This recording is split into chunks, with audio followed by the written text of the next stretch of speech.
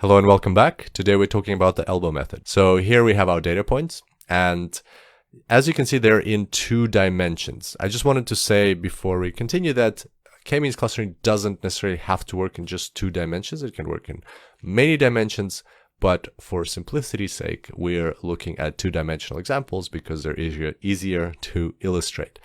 So our data points are here, and we already know how k-means clustering works. The question is, how do we decide how many clusters to select in that very first step? Because it's up to us. Well, the elbow method is one of the approaches to help you make this decision. There are other methods as well, and moreover, sometimes you might already know in advance from your domain knowledge about the problem how many clusters there should be or how many clusters you would like to have. But if that information is not available, then the elbow method is a pretty good way of finding the optimal number of clusters. So the elbow method requires us to look at this equation for the within cluster sum of squares, or the WCSS. Don't worry if it looks a bit complex at first, it's actually very simple. It basically looks at the distance between each point and the centroid of its cluster, and you square that distance.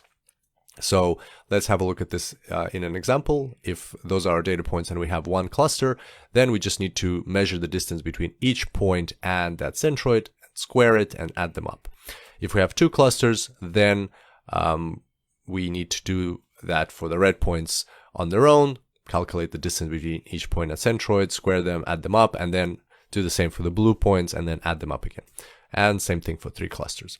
So 2 things to point out here. First one is, as you can see, to calculate all these different within cluster sum of squares for the different options, we actually need the clusters to already exist. So every time we have to first run the k-means clustering algorithm, and then we calculate the WCSS. So it's kind of a bit backwards. We don't first do the elbow method to find the optimal number of clusters and then do k-means.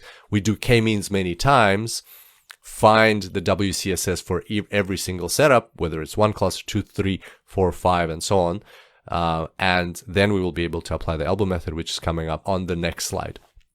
And the second thing to note is that the more clusters we have, the smaller WCSS becomes. You can even see it visually. So here the distances are high, and especially when you square them, the WCSS will be quite large.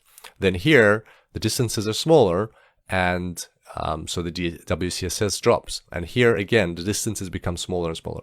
And so we can continue increasing the number of clusters until we get to the maximum number of clusters, which equals the number of data points that we have. And then WCSS will be actually exactly 0 because each data point is its own centroid and the distance is 0. And so the chart that we can build from this looks like this. This is the WCSS, and on the y-axis and on the x-axis we have the number of clusters. As you can see, it drops off all the way down to 0 as we just discussed.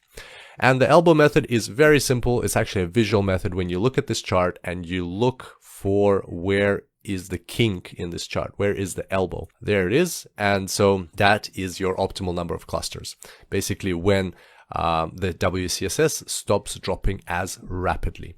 Of course, it's a judgment call, and sometimes it can be unclear. There might be 2 potential candidates or more candidates for the optimal number of clusters, but then in those cases, it's something that you need to decide as the data scientist. So there we go. That's how the elbow method works. Hope you enjoyed this tutorial, and I look forward to seeing you next time. Until then, enjoy machine learning.